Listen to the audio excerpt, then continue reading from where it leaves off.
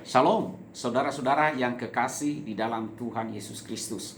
Kita bertemu lagi di dalam renungan firman Tuhan pada hari ini bersama saya Guru Injil Atongai. Kita bersyukur kepada Tuhan, Ia terus menopang kehidupan kita, memberkati kita. Dan semua itu adalah karena anugerahnya. Sebelum kita membaca firman Tuhan dan merenungkannya, marilah kita memohon pertolongan dari Tuhan. Kita berdoa. Tuhan Allah Bapa kami yang bertata dalam kerajaan sorga, kami bersyukur kepadamu ya Tuhan Allah kami, atas seluruh hidup kami, pertolongan pemeliharaanmu dan berkat-berkatmu yang begitu ajaib. Terima kasih Tuhan, hingga hari ini kami merasakan terus dan mengalami terus tanpa henti penyertaan. Ya Tuhan Allah kami, ampunilah segala dosa kami dan sucikanlah kami oleh darah Tuhan Yesus Kristus Juru Selamat kami. Layakkan kami dalam renungan firman Tuhan pada pagi hari ini. Dan tolonglah kami oleh Roh untuk membaca dan merenungkan, menerima firman, serta firman itu hidup dalam diri kami, sehingga mengubah pandangan kami, mengubah konsep kami, mengubah gaya hidup kami, mengubah fokus dan tujuan hidup kami. Tolonglah kami ya Tuhan. Tolonglah kami oleh Roh. Sekali lagi kami mohon, layakkan kami. Di dalam nama Tuhan Yesus kami berdoa. Amin. Nah, Bapak Ibu dan saudara-saudara yang kekasih di dalam Tuhan Yesus Kristus, firman Tuhan yang akan kita renungkan pada hari ini, saya ambil di dalam Kisah Para Rasul pasal 20 ayat 34 sampai dengan ayatnya yang ke-38. Firman Tuhan berbunyi demikian. Kamu sendiri tahu bahwa dengan tanganku sendiri, aku telah bekerja untuk memenuhi keperluanku dan keperluan kawan-kawan seperjalananku. Dalam segala sesuatu telah kuberikan contoh kepada kamu bahwa dengan bekerja demikian kita harus membantu orang-orang yang lemah dan harus mengingat perkataan Tuhan Yesus, sebab Ia sendiri telah mengatakan adalah lebih berbahagia memberi daripada menerima. Sesudah mengucapkan kata-kata itu, Paulus berlutut dan berdoa bersama-sama dengan mereka semua. Maka menangislah mereka semua, terseduh-seduh, dan sambil memeluk Paulus, mereka berulang-ulang mencium dia. Mereka sangat berduka cita, terlebih-lebih karena ia berkata bahwa mereka tidak akan melihat mukanya lagi. Lalu mereka mengantar dia ke kapal. Demikian firman Tuhan yang kita renungkan pada hari ini. Nah, saudara, judul yang saya berikan adalah konsep kebahagiaan sorgawi. Adalah lebih berbahagia memberi daripada menerima. Saudara, selama manusia masih hidup dalam dunia ini, maka setiap manusia pastilah mencari yang namanya kebahagiaan. Ya, sangat jarang, bahkan tidak ada orang yang mencari kesusahan dan kesengsaraan atau penderitaan sendiri, kecuali orang itu mempunyai atau menderita kelainan jiwa atau menderita secara psikologis. Saudara, manusia memang senang mengejar kebahagiaan. Semua manusia mencoba segala cara, segala upaya untuk apa? Untuk memperoleh kebahagiaan. Namun yang sangat disayangkan adalah bahwa konsep manusia tentang kebahagiaan yang populer hingga zaman ini adalah jikalau kita mempunyai sesuatu, misalnya makhluk hidup atau benda, harta kekayaan, mendapatkan dan menerimanya.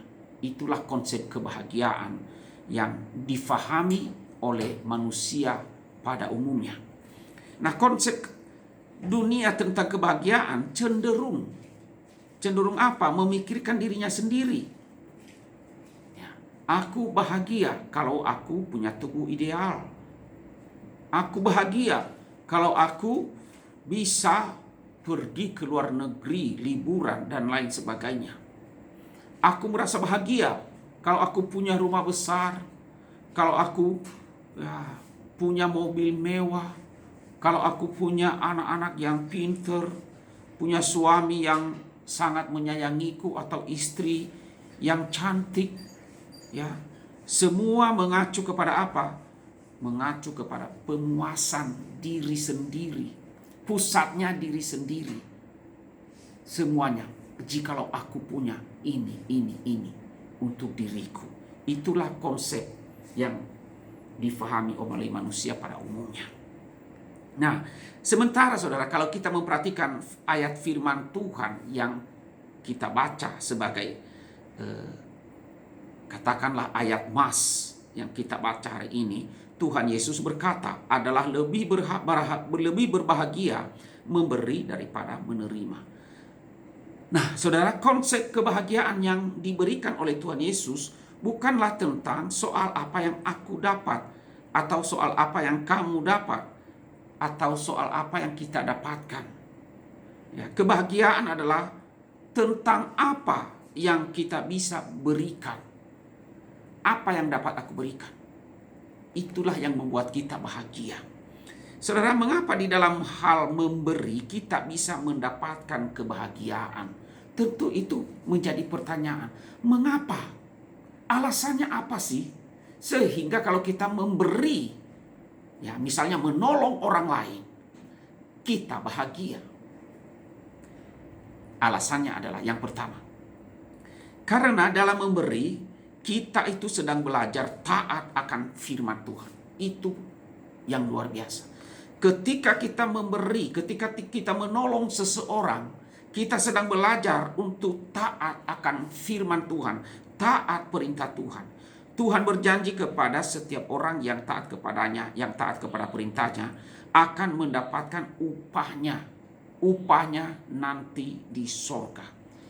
Pasti ada upah, ada balasannya dari Tuhan. Ya, pasti Tuhan akan memberikannya, balasan bagi kita. Dan yang paling ini tadi adalah kita sedang belajar mentaati firman Tuhan. Dan ketika orang menyadari hal itu, ya, mulai belajar mentaati firman Tuhan, dan itu sangat membuat kita bahagia. Kita melihat Tuhan, terima kasih. Ya, karena apa saudara? Hanya Tuhan sendiri yang memampukan kita untuk dapat melakukan hal itu. Itu yang pertama. Yang kedua saudara, mengapa kebahagiaan adalah soal kita mendapatkan kebahagiaan kalau kita memberi. Alasan yang kedua adalah karena dalam memberi kita sedang belajar apa arti kata cukup. Ya. Jadi ketika kita sedang memberi, kita belajar arti kata cukup. Kita diajar untuk bersyukur atas apa yang Tuhan sudah berikan kepada kita. Apa yang Tuhan berikan pasti selalu tepat dan selalu cukup untuk diri kita. Ya. Dan tidak pernah Dia membiarkan diri kita kekurangan. Ya. Itu alasan yang kedua, yaitu kita sedang belajar mengerti arti kata cukup. Dan alasan yang ketiga, yang terakhir adalah karena di dalam hal memberi kita sedang belajar menikmati pemeliharaan Tuhan yang ajaib. Kita yakin bahwa Tuhan sanggup memelihara kita. Dan ketika kita memberi, menolong orang yang kekurangan, menolong orang lain yang membutuhkan, kita sedang belajar menikmati pemeliharaan Tuhan yang ajaib. Luar biasa bukan? Pengalaman iman bersama dengan Tuhan. Saudara, apa saja yang dapat kita berikan dalam hidup ini? Ya, misalnya saja saudara, kita bisa memberikan waktu kita. Kita akan melihat indahnya orang-orang yang menerimanya. Waktu kita memberi, misalnya memberikan maaf, memberikan ampunan, dan melepaskan pengampunan, kita akan merasakan kelegaan di dalam hati kita. Saudara dan saya akan lebih berbahagia waktu memberikan kesempatan kepada sesama untuk memperbaiki diri dan melihat diri mereka bangkit kembali. Itu luar biasa. Nah, saudara-saudaraku yang kekasih dalam Tuhan, marilah kita semangat dalam memberi. Berilah dari hal-hal yang sederhana, hal-hal yang mungkin kita bagi orang apa itu nggak ada artinya, tetapi itu sangat berharga. Memberikan senyuman, memberikan sapaan, apalagi pengampunan, bahkan waktu kita untuk dapat bersama dengan orang lain. Terlebih lagi berilah dengan hati seperti Anda sedang memberi diri sendiri kepada Tuhan Yesus, menolong sesama. Nah, saudara-saudaraku yang kekasih di dalam Tuhan Yesus Kristus, kita bisa berbahagia ketika kita bisa memberi, tapi akan lebih berbahagia lagi ketika kita bisa memberi kepada orang lain yang membutuhkan. Kiranya Tuhan memberkati akan iman kerohanian kita. Mari kita berdoa. Bapa di sorga, kami bersyukur kepadamu. Ya Bapa, Engkau terus berfirman kepada kami melalui Alkitab yang ada di tangan kami untuk terus mengajar kami. Terima kasih Tuhan, dan tolonglah kami untuk terus melakukan firman. Tuhan, mampukan kami untuk hidup bagimu. Mampukanlah kami untuk mengubah konsep kami, konsep kebahagiaan yang kami fahami selama ini, agar kami dapat menerapkan konsep kebahagiaan seperti yang diajarkan oleh firman Tuhan, adalah lebih berbahagia memberi daripada menerima. Karena itu tolonglah kami ya Tuhan, agar firman-Mu mengubahkan kehidupan kami. Berkati seluruh jemaat pada hari ini untuk dapat mempraktekkan firman, untuk dapat memberi kepada Tuhan, dan juga memberi kepada sesama manusia. Ini doa kami, dalam nama Tuhan Yesus kami berdoa. Amin.